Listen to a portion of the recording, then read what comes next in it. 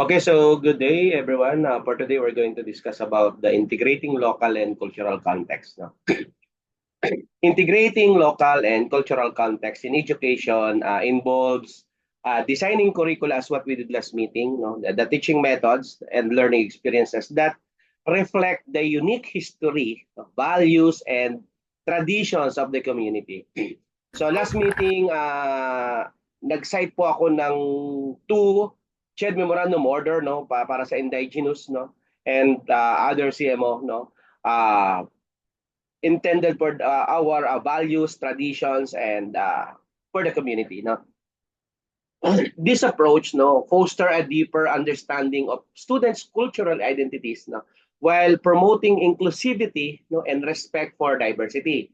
So by incorporating indigenous knowledge, no, regional language and cultural practices, our learners connect more personally with their education. And this enhances engagement critically and creativity. No? Additionally, it helps preserve cultural heritage, no? Empowering students to address local issues, no? While contributing to the global community with a rooted perspective. And to give us more details about the topic, let us all welcome our presenter. Go ahead. Thank you so much, sir. Nakausap ko na rin po si Sir Aaron. Siya na po yung magpe-present po muna para tuloy-tuloy po kami, sir. Thank you po, Sir Aaron.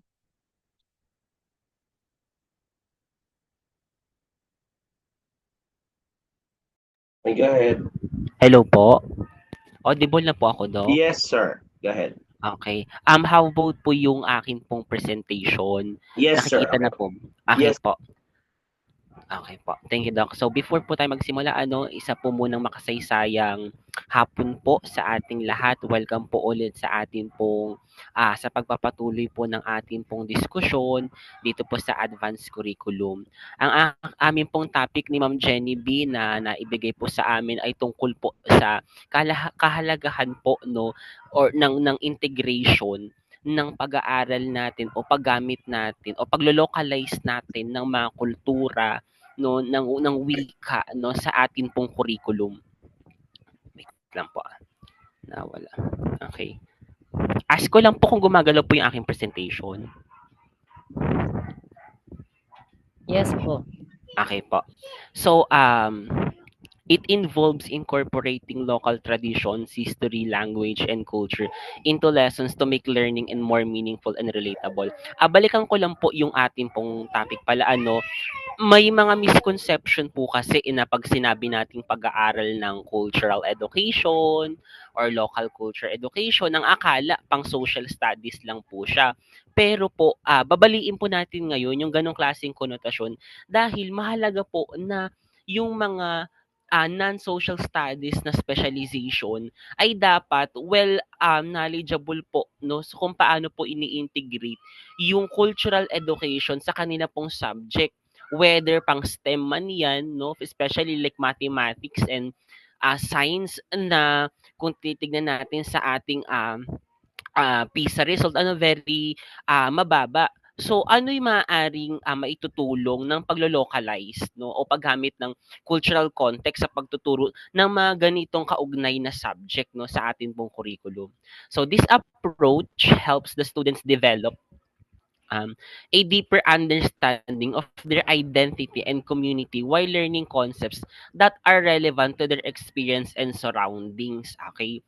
So, aside sa aim ng nature ng ating education system na maging globally competitive yung ating mga learners, isa rin po sa nature nito yung at national oriented no para balansehin no para mas holistic yung resulta ng ating pong education. So nakabatay pa rin sa pangangailangan ng bansa, ng lipunan, kaya mahalaga pa rin pinag-aaralan yung kultura, lalong-lalo na yung wika no sa kasamaang palad may mga ilan tayong mga nababalita ang mga issue na if I'm not mistaken planong uh, bawasan yung mga language Filipino language subjects sa senior high school at litong mga nakarang panahon buwan parang nagkaroon din ng issue pagdating sa mother tongues based and na subject nung ngayong magta-transition na po tayo no sa matatag curriculum. So ano po kaya yung mga rationale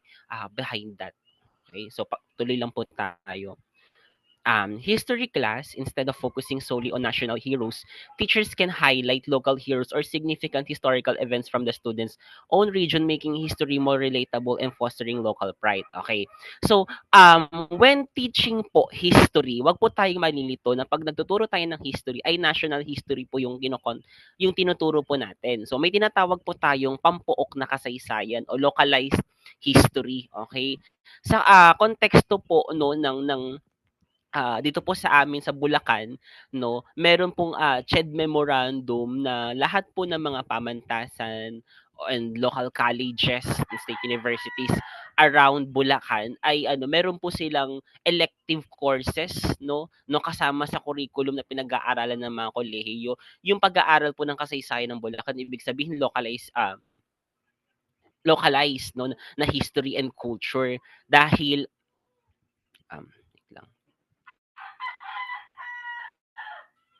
Okay. Dahil mahalaga no sa pagbuo ng pambansang kasaysayan yung mga local history natin na sa kasamaang palad kasi kakaunti yung mga nabubuong mga research, nabubuong mga studies and accounts para sa mga ganito pong topics kapag nagtuturo po tayo ng history.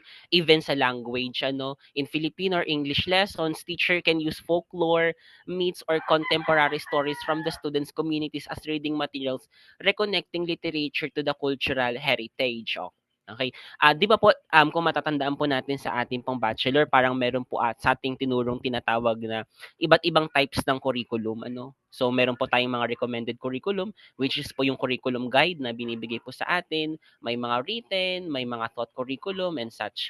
Tapos, yung iba't ibang type ng curriculum po no, na naituro sa atin, pwede po nating ilapat doon o integrate no yung pagko-contextualize no ng local culture doon sa ating pong dinediscuss. Kaya halimbawa kapag tayo po ay nagtuturo ng mga literature subjects no, mas mainam kung i-contextualize din natin o gumamit tayo ng mga katutubong kwentong bayan, mga pambansang mito o mga kwento sa loob ng ating komunidad, no, kwentong bayan or mga alamat or mga sikat na kwento na mabilis mai-engage yung mga bata at mas makakagets yung bata. 'Di ba? Sabi po doon sa PPSHS domain, mahalaga po yung tinatawag nating contextualization. Kapag contextualize po yung tinuturo po natin sa ating mga estudyante, no, mas mabilis po nilang naiintindihan yung tinuturo ng teacher. At para maging contextualize po yung atin pong tinuturo, mas mainam na gumagamit tayo ng halimbawa, no, na lapat doon po sa experiences ng bata, sa wikang ginagamit ng bata, sa mga karanasan ng bata, sa kultura ng mga bata para nagma-manifest yung contextualization ng pagtuturo. Okay? So, cultural education and advocating for local context should extend beyond araling panlipunan. It enriches all subjects by fostering a deeper understanding of identity and community among students. Kaya, ibig sabihin daw po, no, yung itong idea ng cultural education at kung paano siya ginagamit o ina-apply no sa ating curriculum planning no, more than pa po ito dapat no sa pagtuturo natin ng araling panlipunan o ng AP o ng mga history and so on no, dapat daw nagagamit din natin to sa iba't ibang mga subject kasi possible naman no na gamitin. Okay. For example, in curriculum planning, the integration of local and cultural context can be incorporated in the following ways. Number one, yung pagko-contextualize po natin ng learning objectives. For example, nagtuturo tayo ng mga science subject. Okay? Tapos ang ating learning objectives yung parang maintindihan ang biodiversity. Okay? Ang problema natin, madalas sa mga librong nakikita natin, very parang in general na mga biodiversity na nakikita. Mga hayop, mga punong very hindi natin madalas nakikita doon sa community na kung saan tayo nakatira o yung mga bata na nakatira. So pwede natin i-contextualize yung ating learning objective na pag-aralan nila yung kanilang biodiversity doon sa loob ng kanilang community at ma-identify ano yung mga nakikita nilang iba't ibang mga hayop, iba't ibang mga puno. So, kahit ganoon, nagma-manifest po dito yung tinatawag po nating paglo-localize, no? And contextualize po ng education, no? Lalo na kapag nagtuturo tayo ng mga ganitong subject, like science. Okay? O kaya naman, yung learning materials din po na ginagawa at pino-provide natin, no? Though challenging, kasi, no, dahil contextualize lamang sa mga learner natin, yung ating ginagawang materials, lumalabas na para siyang sariling gawa o customized din ng mga teacher, ano. For example, may makikita tayong mga instructional materials na um, nakasalin sa sarili nilang wikang ginagamit, especially yung mga non-Tagalog Filipino natin, tsaka mga gumagamit ng mga non-Tagalog languages as medium of instruction, So may mga books po tayo na parang ina-advocate yung localized and cultural context, sa curriculum, tulad ng may mga subject tayo sa senior high school na CPAR o Contemporary Philippine Arts from the regions, na inaaral ang iba't ibang mga sining at mga alagad ng sining sa iba't ibang rehiyon ng bansa, no? O kaya naman dito may examples of localization and indigenization of the curriculum, na kunyari ang competencies is to visualize, represents, and identifies units of fraction with denominators of 10 and below, no? So mathematics yung topic pala na ito. Ngayon, paano daw siya ilo-localize, no, sa ating learning material? So pwedeng gumamit ng mga local materials tulad ng mga prutas, no, o gulay na makikita o alam ng bata o pasok sa karanasan ng bata o na-experience ng bata o culture ng bata sa kanilang community, okay? Kumbaga mas maganda na nagtuturo daw tayo ng math kapag may realia, may mas realistic, mas yung mga binibigay na example, especially problem solving, yung naiintindihan nila yung mga salita, yung mga examples, no? For example, ayan, instead na mga popsicle sticks yung ginagamit nating material sa pagbibilang, pwede tayong gumamit ng mga prutas na alam ng mga bata. O kaya naman, ayun, pwede daw gumamit ng kakanin, no? Pag nagtuturo daw ng fraction, 'di ba, yung mga biko, pag hinati natin ng pa-square square. So example daw siya ng fraction, kung paano tinuturo yung fraction na may touch points ng localized and cultural context, no? O kaya naman community cultural practices that involve fractions are used to visualize fractions. So, division of harvest during harvest season. So, mga ganun pala. Sa mga ganun palang bagay pala natin siya na i-apply yung paglo-localize ng subject na tinuturo natin kahit hindi man ito AP. Okay? So, ganun daw po. For example, ito, yung sa Biko, though masyadong ideal, kasi sino ba namang ang rare naman para sa mga teacher talagang full effort talaga na bumili pa ng Biko para magturo ng fraction. Pero I mean yung idea po na may konting touch po ng pag-localize ng culture para nage-gauge po ng bata yung subject. Ano mang subject yung tinuturo po sa kanila. For example, yung Biko na tapos yung topic is fraction, o paano siya hinahati, no? So baka makatulong po yung mga ganitong halimbawa na na-provide po ng material, Then for example, kasama rin po sa sinasabi nating cultural context din kasi. Hindi naman siya literal na culture, pero yung experiences ng bata, no? Halimbawa, okay? Yung mga bata, ang kultura nila ngayon, dahil nga bata sila, mahilig sila maglaro ng mga bagay-bagay na tulad ng mga text, Jolens and Pogs, no? Kesa ano ba yun? Yung ano ba tawag doon, Ping? Sa parang kumpiska? Ay, imbis na kumpiskahin yung mga laruan ng bata, kasi nga bawal naman talaga maglaro sa loob ng klase, baka pwede nating magamit yung mga laruan nila, no? Since manifestation to ng culture nila, bilang halimbawa ng pagbibilang, no? Paghahati-hati o pagde-divide, pagmo-multiply, no? At least mas nage-gauge ng bata kasi alam nila at na-experience nila yung mga ganitong klaseng activity. I-re-reinforce na lang sa klase kung ano mang topic yung tinuturo. So kapag ganun, mas makakatulong po siya doon sa learning outcome nung bata, ano.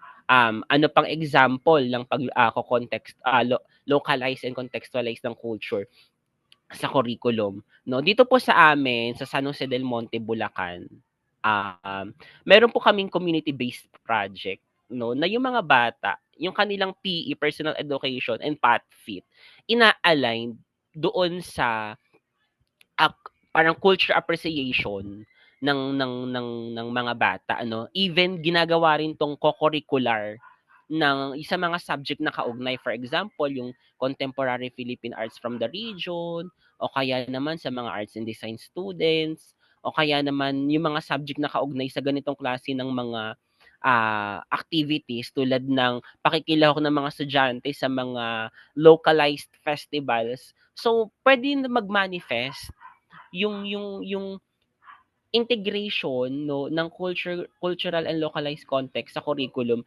kapag gumagamit po tayo ng mga community-based project, no. So ganito po yung ginagawa namin, i-engage po namin yung mga bata sa pagsali sa mga Tanglawan Festival na at the same time co-curricular siya o kasama siya doon sa nagiging bahagi ng aming curriculum as long as kaugnay siya yung activity ginagawa nila nung subject.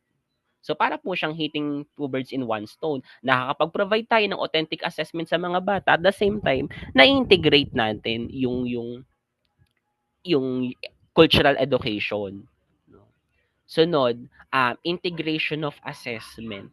Assessment tasks can include examining local skills, culture, or issues. For example, a research paper or project might focus on local environmental issues or study local art and lifestyles, no.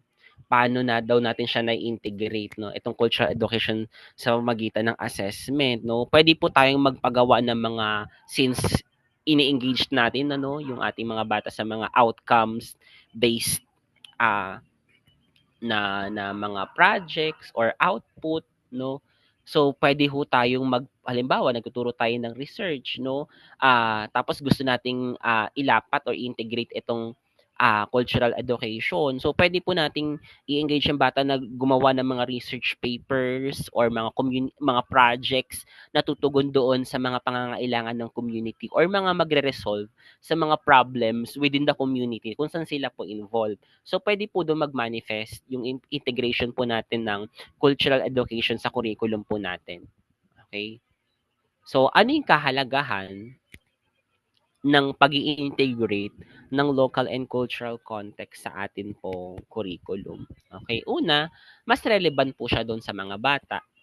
Integrating local and cultural context makes learning more relatable to students. Kapag mas nakaka-relate sila, mas natututo po ang mga bata. Kaya mas maganda na kapag nagbibigay tayo ng mga examples, no, related po doon sa mga experiences or sa environment or sa culture, no, ng mga bata, no. Kaya naman even yung paggamit ng language as medium of instruction, doon po tayo magturo po tayo ng subject, no, gamit ang medium of instruction na kung saan yung majority ng numbers ng mga estudyante is makaka-relate, ano, o mas nakakaintindi.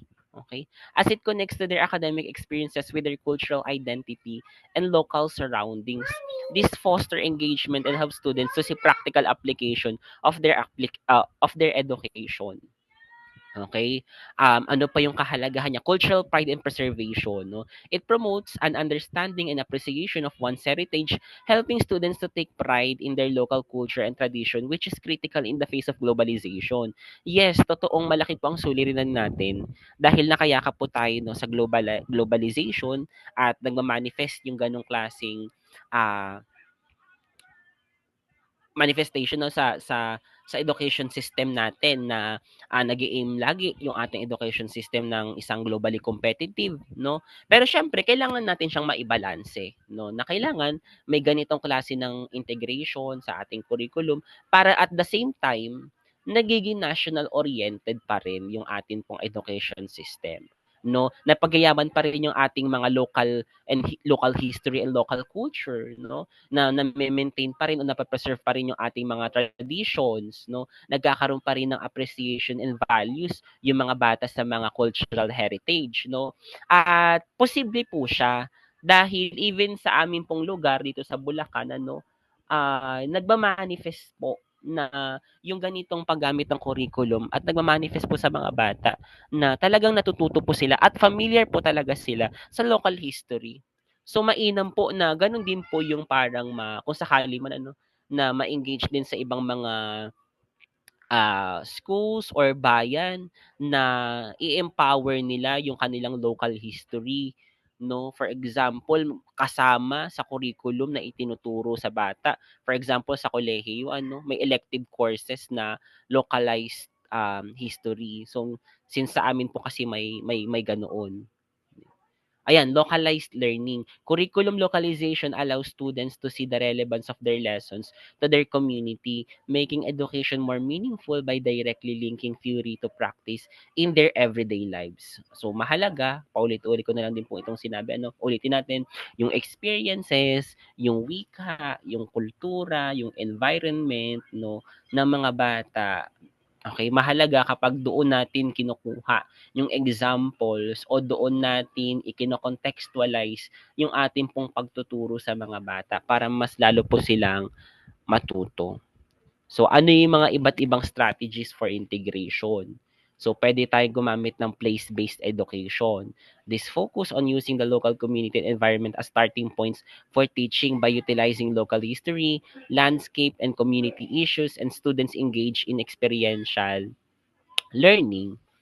The project-based learning that focuses on local challenges like environmental conservation, cultural heritage projects, or community development that can motivate students by giving them a hands-on approach to problem solving in their own environment. So, ibig sabihin po, no, kapag may gagawin yung mga bata or halimbawa educational trip, okay, though may mga ilan naman siguro nakapunta na sa mga ganong lugar, at least na-engage pa rin yung mga bata na unahin din po or bigyan din po ng pansin ano na bisitahin yung kanilang mga localized cultural heritage, no, at since tugunan din nila yung mga community based problem, no, sa kanilang lugar, so ganoon po. And incorporation of local history and literature, including folklore, local folklore, legends, and histories into subjects like literature and history brings the curriculum closer to home. Bilingual and multilingual education emphasizing the use of both the national language, the Filipino, and regional dialects in instruction preserves cultural heritage while enhancing understanding. Siguro, ito yung pinaka siguro argument ng ating mga ng ating mga ng ating mga teachers na parang nilalaban nila na hayaan na mailagay pa rin ano sa bilang isang subject mismo yung mother tongue na na subject ano. So dahil nakikita kasi nila na relevant ang paggamit ng mga wikang katutubo dahil napagayaman natin ito, yung iba't iba napagayaman natin yung mga iba't ibang wikang dialekto sa iba't ibang mga rehiyon no bilang dahil ito yung ginagamit natin bilang isang medium of instruction. Okay? So yun po yung kalahati po ng amin pong topic na akin pong i-discuss. Yung sunod na pong part ay i-discuss na po ni Ma'am Genevieve. Okay. Hello po. Thank you so much po, Sir Aaron. And let me share my screen naman po para sa continuation po ng topic. Naririnig po ba ako?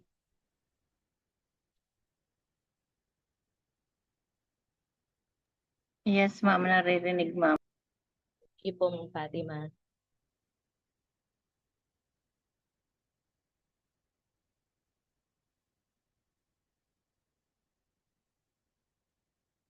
Ayan po. For the continuation po ng integrating local and cultural context topics, incorporating local culture, language, and values into the curriculum, Ito naman po yung continuation niya. So bago po ako mag-start balikan lang po natin or since this month po no we are also celebrating the National Indigenous Hello po. People. Hello po. Yes po. Sir, naririnig po ako.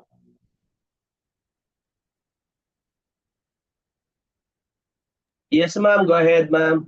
Okay po. Thank you po. Ayan.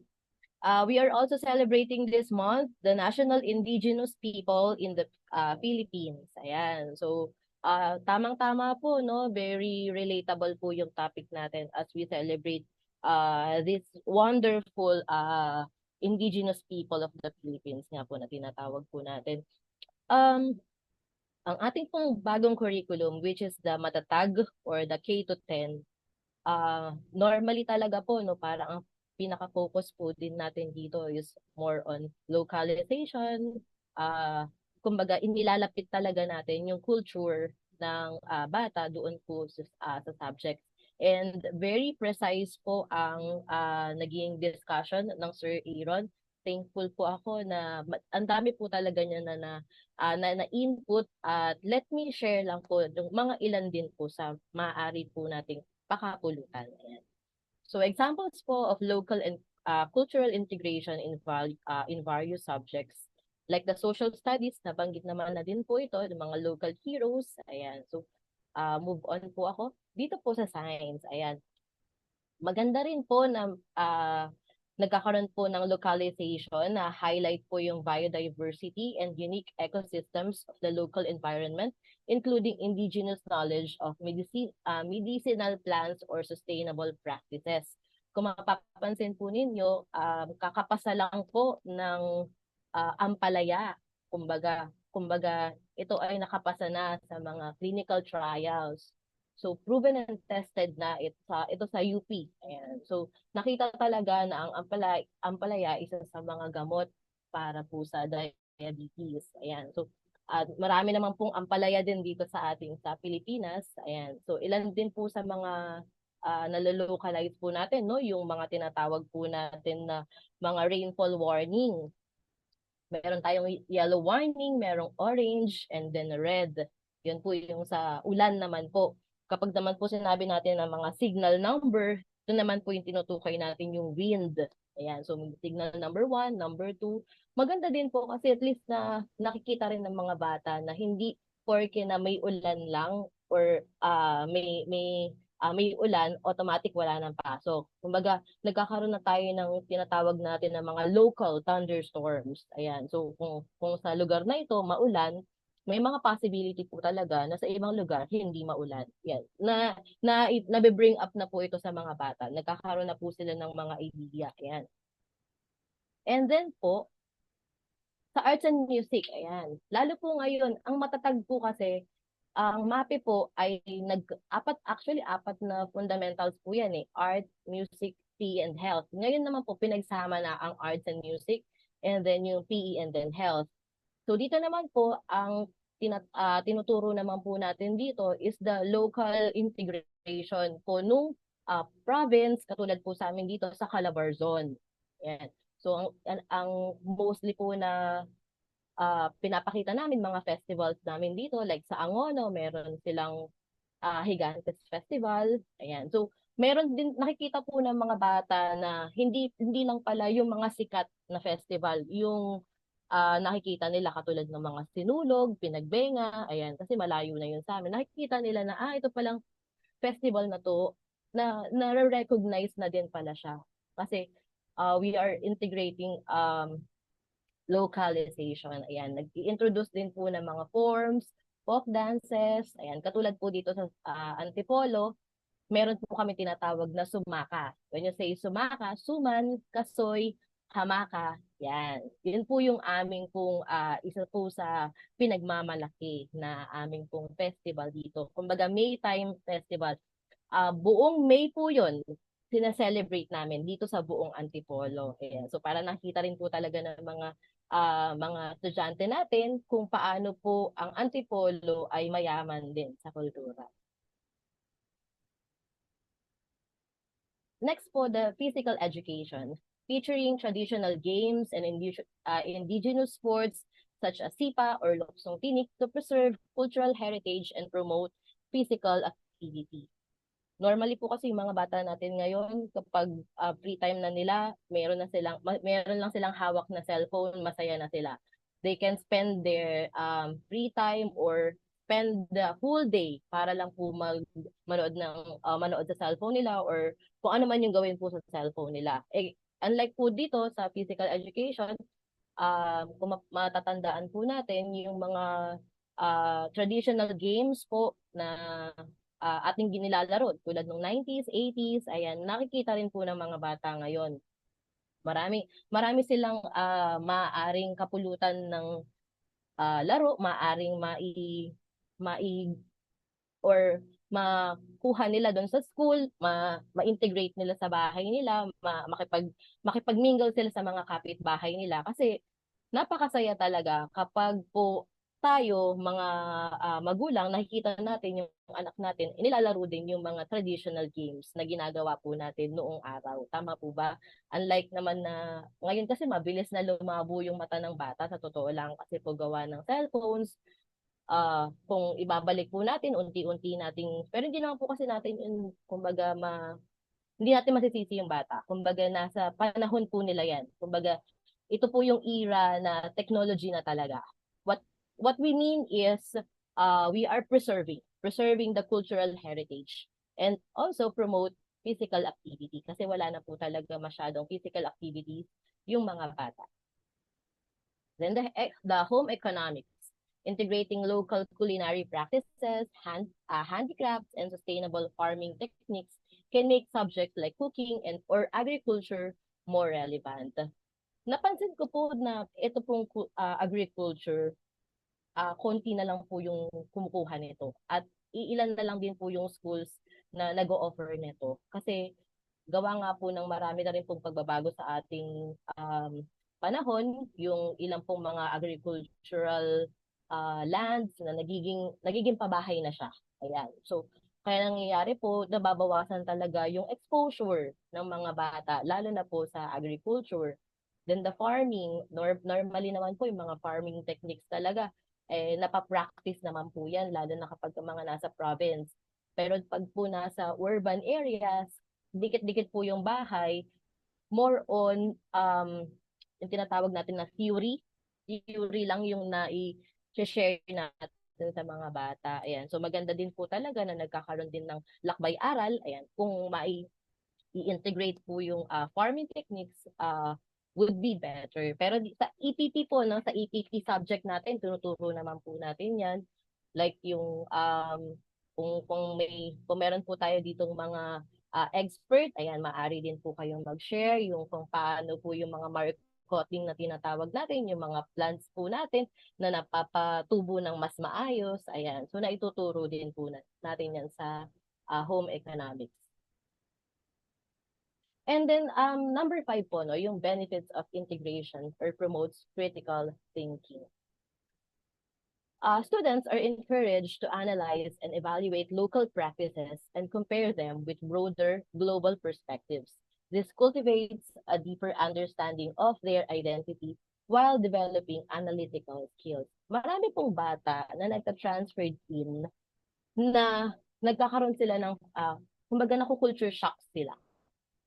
Especially sa medium of or sa dun tinatawag po natin na medium or yung gamit po nating language. For example po, galing po sila sa Visayas, then mapupunta po sila dito sa atin, nagkakaroon talaga ng culture shock. Tapos yung mga bata, dahil din naman sa nagkakaroon tayo ng integration or napopromote natin yung critical thinking skills ng mga bata, yung mga bata naiintindihan na nila na hindi dapat nila pinagtatawanan kung ano man yung naririnig nila kasi doon sa lugar na yun yung tamang way how to pronounce the word.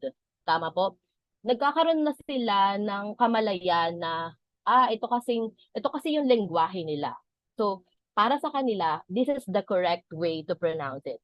And that is wonderful. Kasi po, nababawasan yung nababawasan yung nararamdaman or nagkakaroon ng culture shock yung bata kung saan man po siya nanggagaling. Kasi naiintindihan na, naa-adapt na. Ayan. Pero meron pa rin naman pong mga bata na hindi pa rin naman, which is yun po yung maganda na wino-workout, kumbaga, ine-expose sa mga ganito pong localization. Na-encourage po natin yung mga bata na magkaroon ng deeper understanding and then the global perspective. Also, isa po sa mga benefits nito, no, yung ating pong local integration is to fosters empathy and local and cultural respect. Integrating local context allows students to learn more about different groups within their own society, fostering mutual respect and reducing prejudice. And ang mga bata po natin ngayon, bukod po sa napopromote po yung critical thinking, we are also seeing diverse cultural groups within their society. No, truthful. Wait, go back to the other. She's telling the truth. Yeah. Take that, you YouTube people. Did you get a Fox eye lift? No, but I discovered it through people who thought I did, and I said thank you. Have you got a BBL? Papi po muna sa painting. Thank you po. Yeah, that's fine. Stuff that's here. Yeah. She's being deceptive. Thank you so much po. Can you turn off your microphone?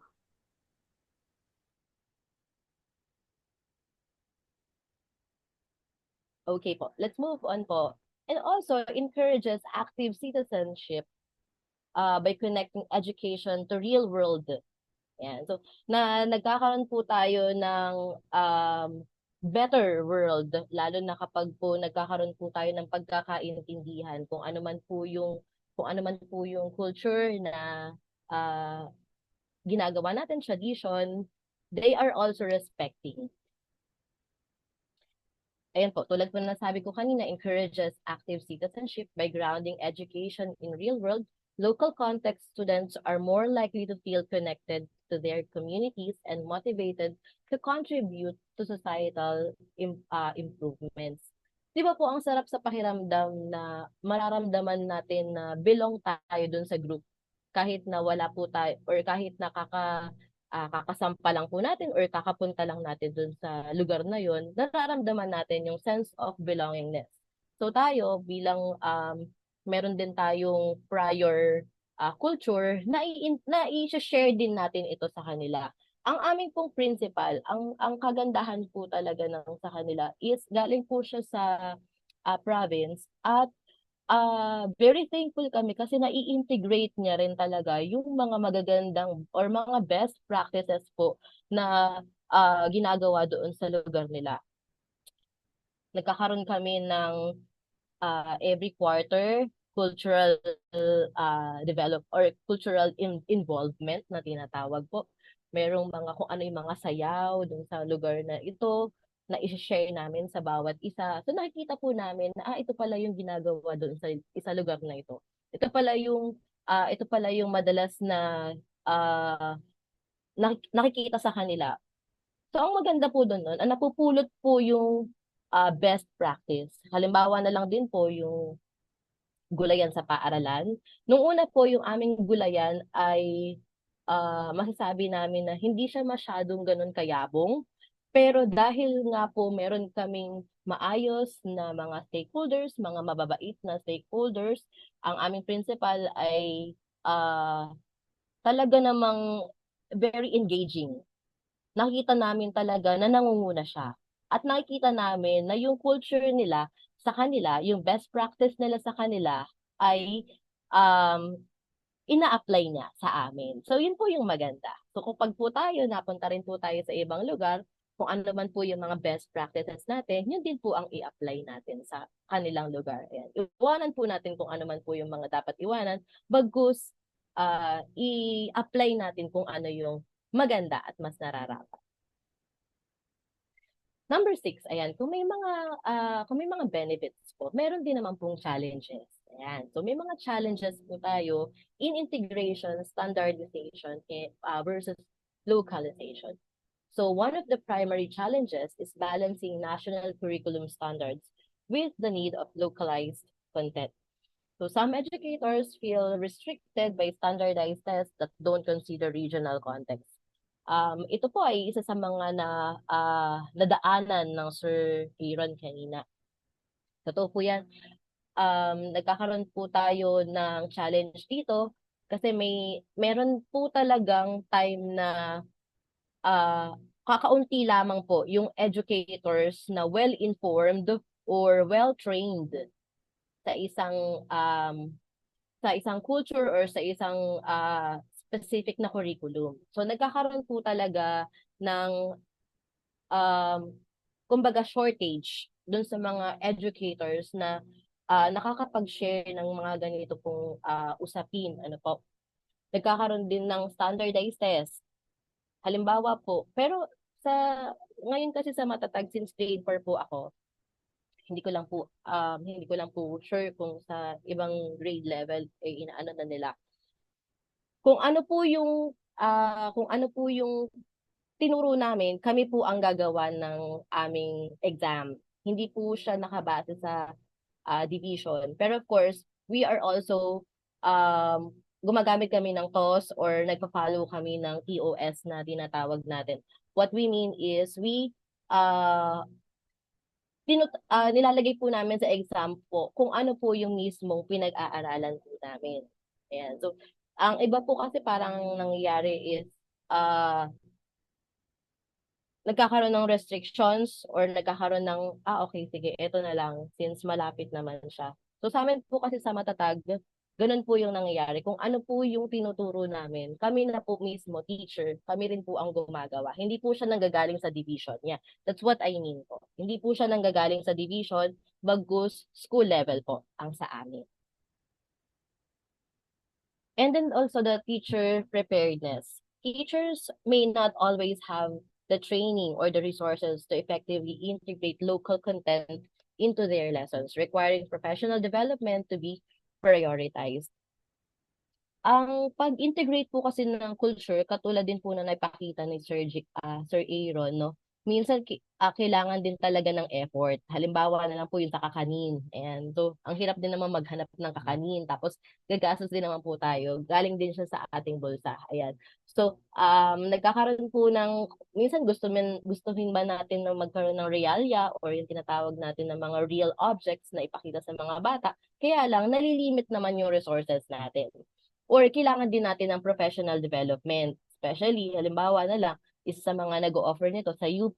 Ayan. So, ang hirap din naman po, hindi naman po natin lahat kayang i-access or hindi naman po lahat makakapag-seminar regarding po sa professional development. So, yung iba po sa atin, nauuwi din tayo sa tinatawag natin na theory. Ayan. So, kumbaga, we are also nagre-rely lang po tayo din sa books or kung dun sa resource materials po na ginagamit natin. Yan. So, hindi ko naman din po sinasabi no po na ito po ay para sa lahat. What I mean is hindi po lahat present or lahat ng resources inaandyan po para mag-integrate po tayo ng local lessons. Pero as much as possible po, kung kaya naman po natin nagawa ng paraan, katulad po ng mga prutas, ayan, kung katulad po ng kung meron man pong maaari tayong magamit na nakikita naman po ng bata na naiintindihan din po niya, then mas maganda po yan. Lack of local resources. Some regions may struggle to source educational materials that reflect their local culture, necessitating a collaborative approach between schools and local experts. Ayan. So nagkakaroon din po ng maganda rin talaga kung meron pong collaborative approach po no between the local experts and then the school. Kaya lang po paano kapag po kulang or nagkakaubusan po ng resources, yun po, hindi rin po natin na ipapakita sa mga bata. Katulad po pag sinabi natin na ang prutas na durian, ayan, ay masarap. Ayan. ngunit meron nga lang siyang hindi kaaya-ayang amoy. So paano nga po natin iaano sa mga bata yun na ganun po yung kanyang amoy or ganun po yung kanyang lasa kung hindi naman po natin na ipapakita. Di ba po? Mahal din naman po ang durian.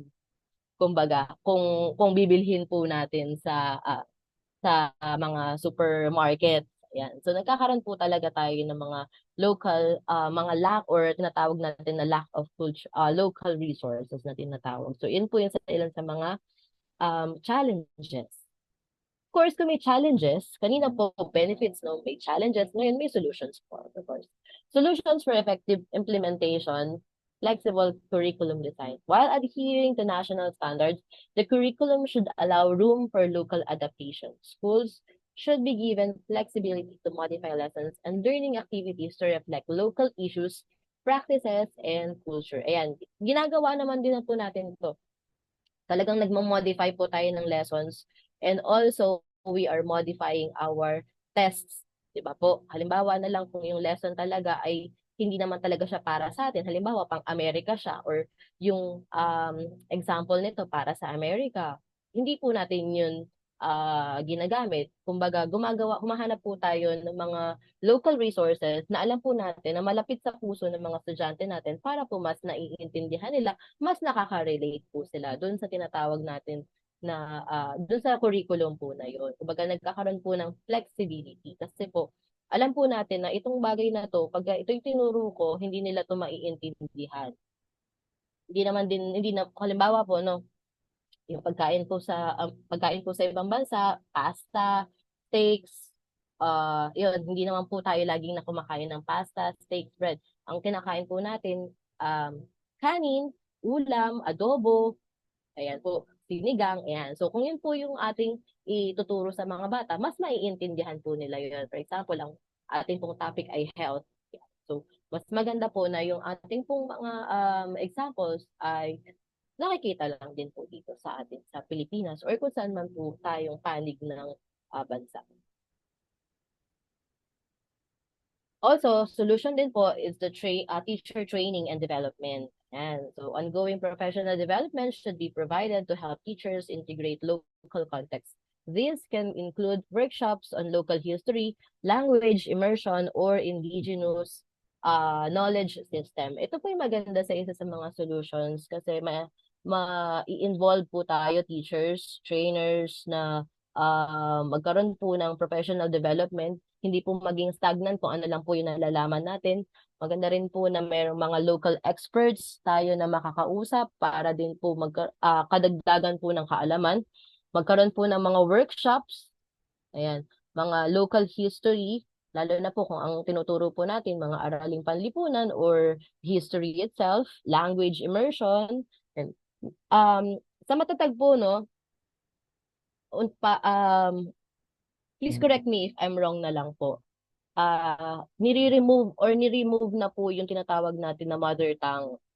Pero, ang ano po, lalo na po sa amin sa grade 4, kumbaga, transition po kasi kami.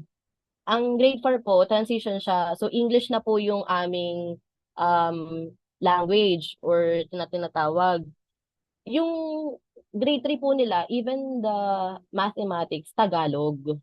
Yung isa, dalawa, tatlo, Tagalog po. So nagkakaroon talaga sila ng parang naku-culture shock sila na English na yung tinuturo namin. Even yung subject na English kapag for example, magdi-discuss kami ng story, kailangan namin siyang Tagalogin. Yes po, ganun po talaga. Kasi po, ang mga bata kapag hindi naman po namin ginawa yun, hindi rin nila naiintindihan. So, parte po ng localization is Tagalogin namin. Para rin po magkaroon ng tinatawag na comprehension ang mga bata. Pero of course, hindi naman po natin tinotolerate na palagi pong gawin yun dahil po papaangat na po yung kanilang grade level. So kailangan din po na matutunan nila na magbasa ng English or makaintindi ng English habang meron talagang comprehension. So ngayon po, ganun po talaga yung ginagawa namin. Since transition po kami from grade 3 or yung tinatawag namin na, yung nga, Tagalog nga po kasi, yung aming mother tongue po.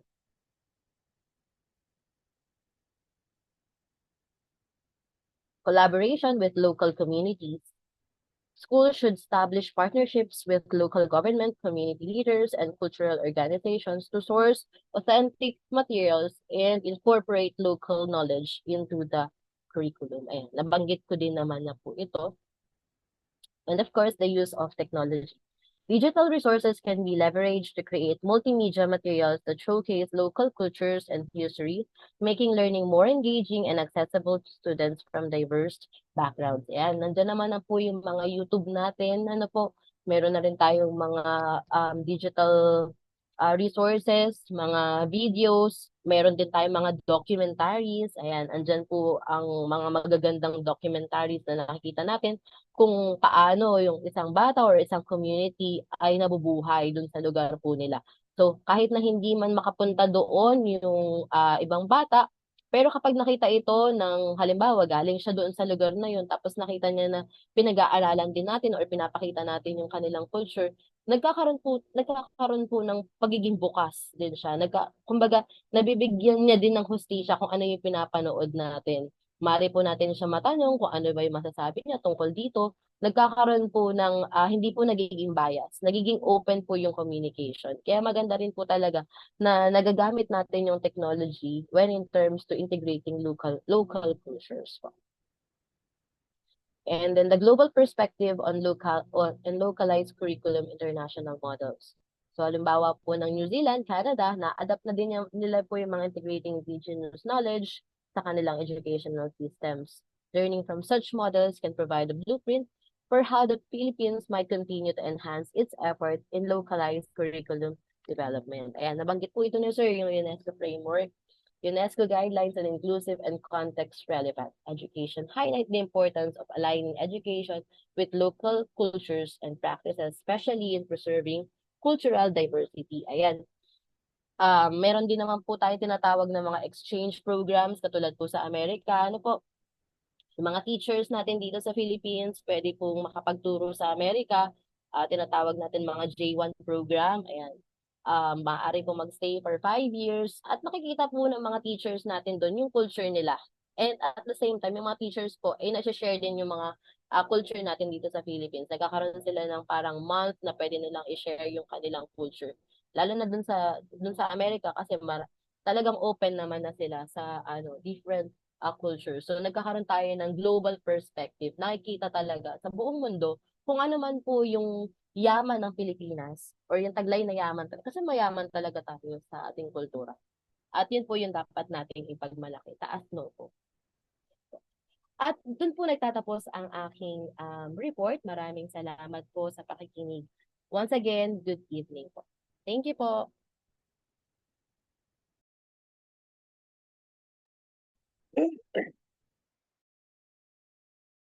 Okay, so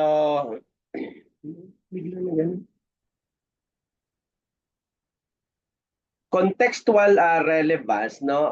Because incorporating local culture, language, and values into the curriculum makes education more relevant to student lives. No, it reflects their immediate environment, cultural history, and social experiences, leading to stronger engagement and a sense of belonging.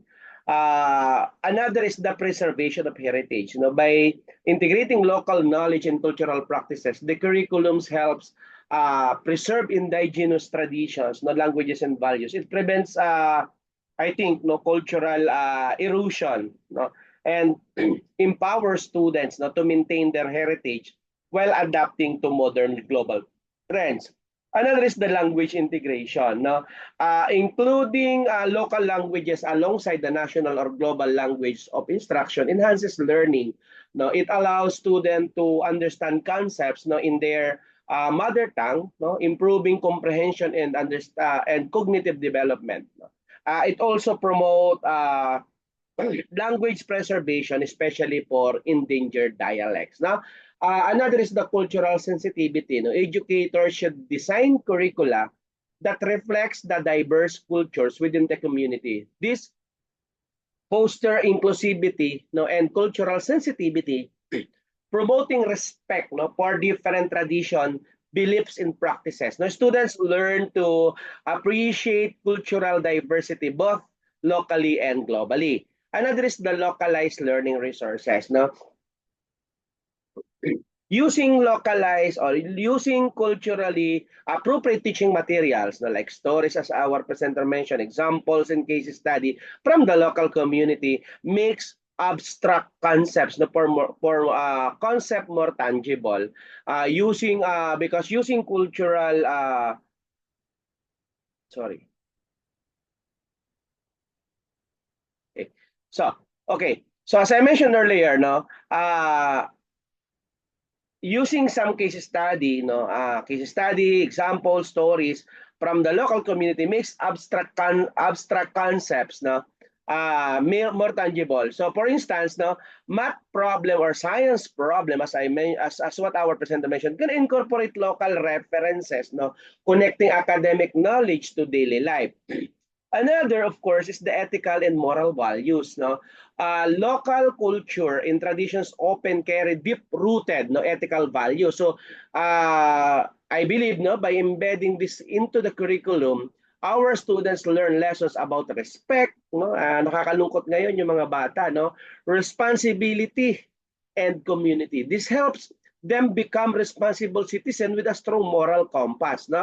For the community involvement, engaging local leaders, elders and cultural experts in the educational process creates a richer learning experience. And these individuals can provide first-hand insights, reinforcing the curriculum's cultural aspect and fostering a strong connection between the school and the community. And another is a global local balance. While focusing on local context, it's important to also prepare our students for global challenges. The curriculum should integrate both local and global perspective, ensuring students are equipped with the knowledge and skills to succeed in a globalized world while remaining rooted in their cultural identity. So again, integrating local and cultural context in education involves design curricula, teaching methods and learning experience that reflect the unique history, values, and tradition of the community.